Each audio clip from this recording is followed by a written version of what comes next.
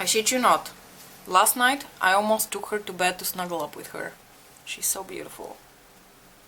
Hey guys, welcome back to my channel. So the day has finally arrived that I finally bit the bullet and bought a Pat McGrath Mothership palette, and kind of using my husband as an excuse for that, because he recently started a new job and he bought himself a PS4 and the Spider-Man game as a present for himself. And then I was like jokingly like, okay, what's the fuck is in it for me then?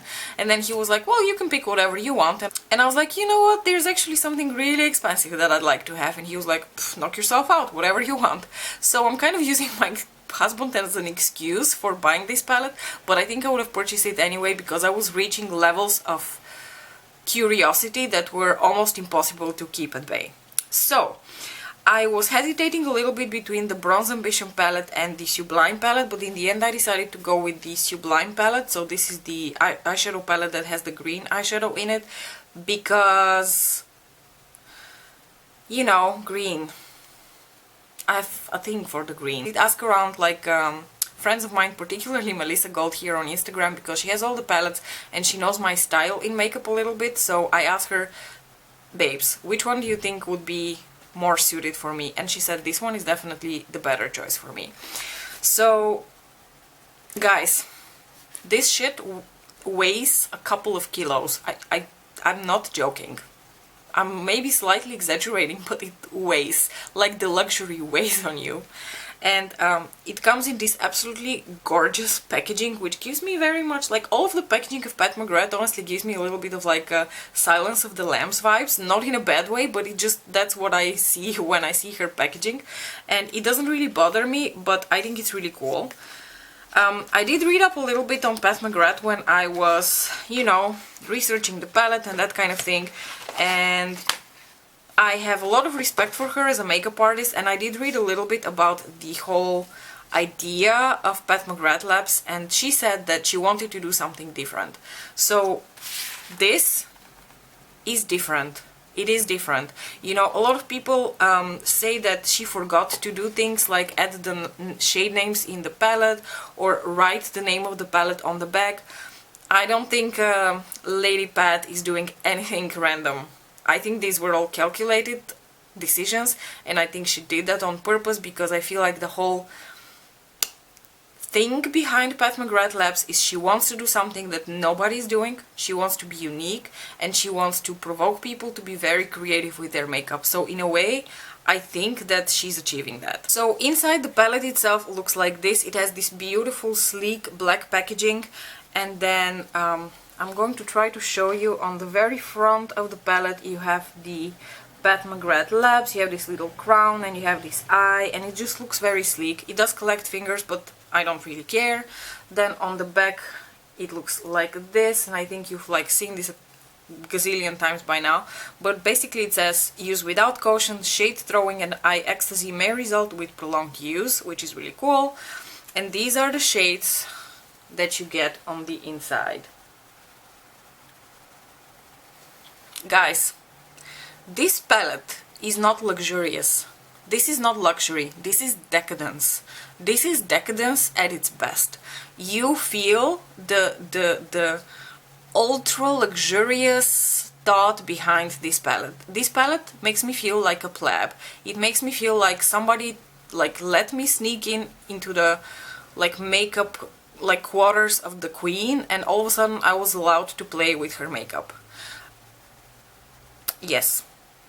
I feel like Pat McGrath Labs products are meant for like a super chic, classy lady who only purchases things from Chanel and Dior and Burberry, and she thinks MAC and Urban Decay are drugstore brands. This is a feeling that I get from the whole Pat McGrath Labs experience. I feel like somebody accidentally let me play with this really expensive makeup, and I'm not going to do it justice.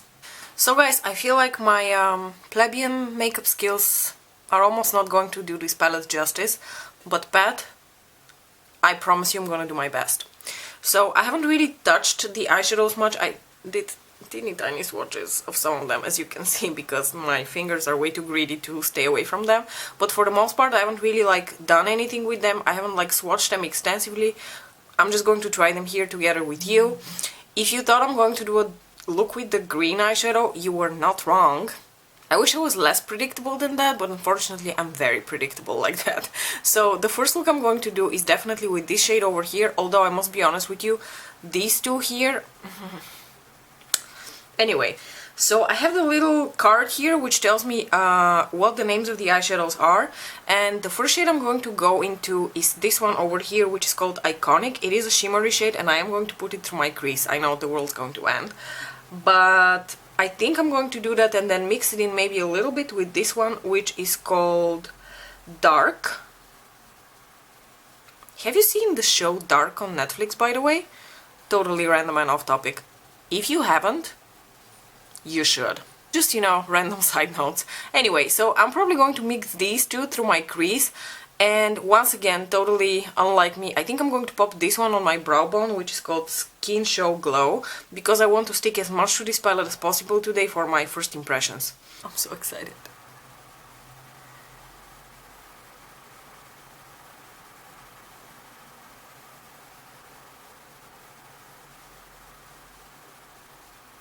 I'm just taking this on a very standard fluffy brush and just putting that through my crease, and I'm going to blend it up. Normally I would never put a shimmery shade like this through my crease, or, well, not never, but it definitely wouldn't be my preferred choice. But I feel like this is a very nice like mid-tone eyeshadow to go into as first shade, as a bit of a transition. And I do not necessarily think that you always need to put matte eyeshadows through your crease. You can definitely put shimmers through your crease. I'm going to start deepening that bronzy shade we laid down with the dark shade, just to create some more definition in the crease, because these two are working really nicely together. I mean, I'm still not the hugest fan of putting a shimmer through my crease, but that being said, it's fine. I can live with it. Oh, I really don't know if I want to put a shimmer on my brow bone though. I really feel like there's a lot of shimmer going on as it is. You know what? Scratch that. I am going to put my matte brow bone highlight, because maybe I'll pop just a tiny bit here later, but for now I want to mattify a little bit the look above my crease, because I think it's too shimmery. Okay, and now I'm going to grab a pencil type of brush and I'm going to go into the extreme black shade, so that's basically just the black eyeshadow. I'm going to pop that right here in the outer part of the eye, just in the so-called outer V. This is a pretty intense black. As you see, I'm not doing much blending right now, I'm just laying down the color, because I'm going to take the smaller blending brush in order to blend that shade out. And I want to keep the black basically concentrated just in the outer V. I don't want to take it through my crease, because I don't want black through my crease. Alright, now I'm going to go into this kind of purpley plummy shade, which is called Rose Dusk, and I am going to apply this shade all over my lids as a base for the green shade. I just want to have something for a base of the green shade. I don't know why I feel like this shade will perform better or look better if I have some sort of a base color going on underneath. I don't know if I would ever wear this color on its own on my lid. That's not because there's anything wrong with this shade, mostly because I just don't feel like it's doing anything for me. I am going to go into the green shade. Do I want to put glitter glue first? You know what? We're not going to put glitter glue. I'm going to... do I want to use a brush? You know what? I'm even going to use a brush. Not something I do ever also, but I have seen videos of like Pat on her Instagram herself, and she seems to use a brush a lot of the times for these shades, so I'm gonna try it like that too, and if I feel like it doesn't give me enough impact, I am going to wet my brush or go in with my finger or something, but for now, just for shits and giggles, we're going to go in with a brush. Hold thy breath. You know, I want to go in with my finger because I want to feel these eyeshadows. Okay, let's just put it on the lid as it is.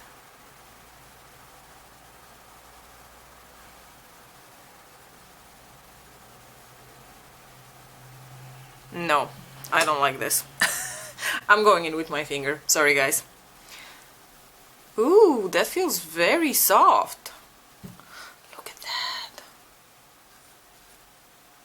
Oh yeah, that's looking a ton better now.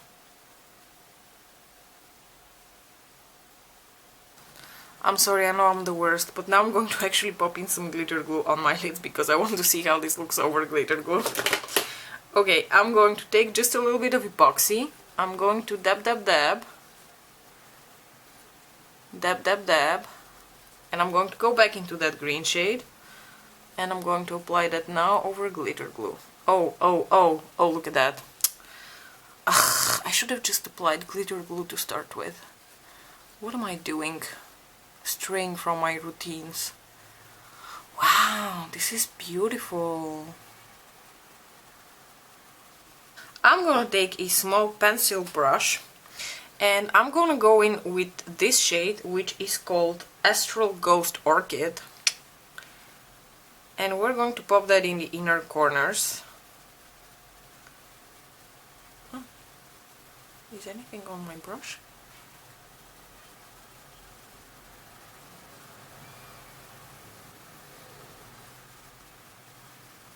I don't know if I'm using the right brush for it though. I feel like maybe something a little bit more synthetic and flat might work better to pick up the product, or not, we'll see.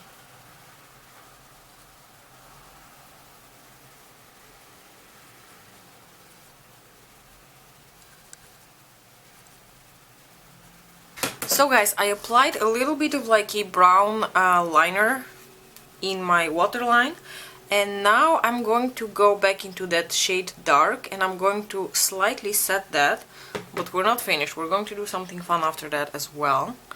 So I'm just going to set this eyeshadow with the dark shade, that dark brown shade. I'm going to take my fluffy blending brush and I'm just going to blend a bit around.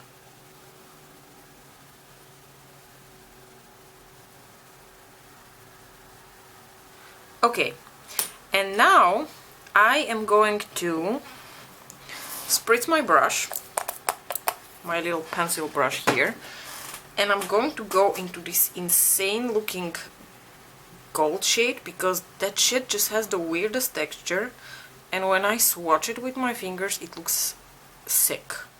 It looks amazing. So I'm going to go in with that shade. Oh fuck, I put my finger into one of the shades. Oh no. Oh, okay, not too bad. Okay, and now I'm going to pop that right here towards the inner part of the eye and just paint it on. Oh wow, that's really stunning. Okay, so if you were someone who wears false eyelashes, I think this would be the perfect moment to pop on false lashes because I'm sure this look would benefit greatly from false eyelashes, but I feel like it looks stunning as it is, so I'm just going to do my mascara and I'll be back with a finished look. Okay guys, so this is the final look completed with the face and the lipstick. I went for like a really unassuming lip because I feel like the eyes are already so dark that I just wanted to keep the focus on the eyes instead of doing anything complicated with the lips. But I did want to mention real quick that I did actually pick up one of the Lux Trans lipsticks. This one in particular, it is the shade Exotica. and it is basically a beautiful vampy purple. It comes of course in Pat's packaging, which is absolutely stunning, and it looks like this. I'm definitely going to show you the lipstick in another video or do a review of it on Instagram or something, but I just wanted to try the cream lipstick formula because I've mentioned several times before that I didn't really get along with her matte trans formula, so the matte lipsticks, and I have high hopes for the cream lipstick. I really hope that it's going to work out better for me formula-wise. So, let's talk about the Sublime palette again. So what are my final thoughts? I gave myself like half an hour in between doing the makeup and actually like forming my final thoughts. I just walked around a bit, I looked at the eyeshadow in different lighting, I swatched a couple of dupes that I'm going to show you in a bit potentially on the back of my hand, and I particularly want to address these 4 shades here because to me those special topper shades are really what's so interesting about this palette. The rest of the shades, they're beautiful quality, but they're nothing you haven't seen around. The mattes are good mattes, you know, I don't feel like there's anything groundbreaking there, nothing to write home about. Same for the shimmery types of shades. Yes, they're beautiful, they apply beautifully, they blend beautifully, but are they something out of this world? No, they're not. I really feel like these topper shades here are what it's really about. And the thing is that this is very hard to say, but you know, I wish this palette was all these kind of shades because then it would really be worth it. 100 euros for me, that's how much I paid for it. But the difference between, like, I've seen a lot of duochromes in my life. I've tested a lot of different, like, formulas in my life of duochromes. And the thing about these eyeshadows is that compared to everything else I've ever tried, they have a depth and a complexity to them that I've never seen in another eyeshadow. I can't think of another eyeshadow that truly gives you the same depth and complexity. Is it worth paying 100 euros for these 4 shades? No, if you're only going to buy it for these 4 shades. If you're buying it for the whole experience of Pat McGrath and, you know, owning one of these palettes, and you really want something special, then I would definitely get this, and I would not get any of the 6 pans because they don't have any of those special shades. I think one of her big palettes also doesn't have any of those special topper shades, so I feel like if you get one of those, you're not going to be overly impressed. You're going to be impressed with the beautiful quality of the eyeshadows, and they're probably going to be among the top tier best shadows that you've ever tried. But I feel like if you've been exposed to a lot of eyeshadow formulas, a lot of different like indie duochrome eyeshadows, you're not going to be overly impressed with these eyeshadows, you know, aside from the topper shades. So before I end this video, I actually wanted to show you some of the duochromes that I do have that might be dupes for these 4 eyeshadows, because I feel like most of you are probably going to be like, yes, but can you find dupes in your collection, something that's similar that we can purchase for a much more affordable price? And I'm going to show you what I could find in my collection, so yeah, let's just jump into that. This right here is the Bronze 005 shade from the Pat McGrath palette, and the closest dupe I could find in my collection for this is the Red Hot Moon from Looxi Beauty. The Looxi Beauty has much more orange tones to it, and it definitely doesn't have the same impact, but it is still a beautiful eyeshadow in the same vein. Then over here we got the Blitz Emerald shade from the Pat McGrath palette, and this one was probably the most difficult to really find a dupe for, because despite my best efforts I couldn't find something that is a spot-on dupe. So this right here is Notoriously Morbid's Momo, and I feel like the shift on these two is like the base color is very similar, it's like this plummy burgundy shade, but the shift, like the overlay, is very different. This is much more lime green, this is much more forest green, and the not so close dupe that I found in terms of like a pressed eyeshadow is Rage from Looxi Beauty. You can see that the duochrome on this is not as intense as the Pat McGrath one, and despite my love for Momo, I still feel like this shade has much more depth to it. This is the shade that I could find the best dupe for. So this shade is called Astral Ghost Orchid. So this is the shade here from the Pat McGrath palette. And this right here is Sweet Tooth from Looxi Beauty. I think it was meant to be a dupe of this shade, so it's not surprising that they're so similar, but I feel like this one is just slightly more of a warm pink. This one just leans a tiny bit more like violet, but for the most part they're pretty close. So if you're looking for a dupe for this shade, definitely go with Sweet Tooth, because Sweet Tooth is gorgeous. And then we come to the shade that I feel like was the most difficult, if not impossible, to find a real dupe for, and that is the shade VR Nectar. So let me see. Okay, so this one right here, this right here is VR Nectar. The formula on this is so smooth and so amazing. It is an absolutely gorgeous shade. And the closest dupes I could find for that were Mirage from Looxi Beauty, which kind of has a very similar tone to it. I think it was meant to be a dupe for this shade, but it's much more flaky, so the texture is much more difficult to work with. And then the other dupe that I was able to find, this is from the Hallberg Enchanted Secrets palette, and I must say, in terms of how these eyeshadows feel, these are probably the closest dupe, but they're still not an exact dupe, because this is much less impactful compared to the Pat McGrath shade. So guys, I do not regret my purchase. I think it is absolutely worth for a makeup collector and someone who, you know, has the money to splurge on this palette to just give it a try, because I think it's a very special experience. But I'm not going to go out and tell you should like spend 100 euros on a palette just for these special 4 shades. So it really needs to be your decision, and you really need to think about exactly what the reason is for purchasing this palette. Just like with the Paleo palette that I talked about in my previous video, you need to have a good reason, because at this point the market is so saturated with eyeshadows and eyeshadow palettes, and the bar for quality is so high that, because most shadow palettes are so good, that I feel like you need to have particular reasons for purchasing a certain product. So for me it was really the curiosity to try Pat McGrath formula and to be wowed by her special shades, like those topper shades, and I feel like I was wowed. I really did see what I was hoping to see, which is like this incredible depth and like this shift and this glitteriness. I really like these shades. I don't regret my purchase, and to be honest with you, if she does a sale someday and I feel like I am able to swallow another one of those palettes, I would probably get the Bronze Ambition palette, so the last one, because it looks beautiful as well.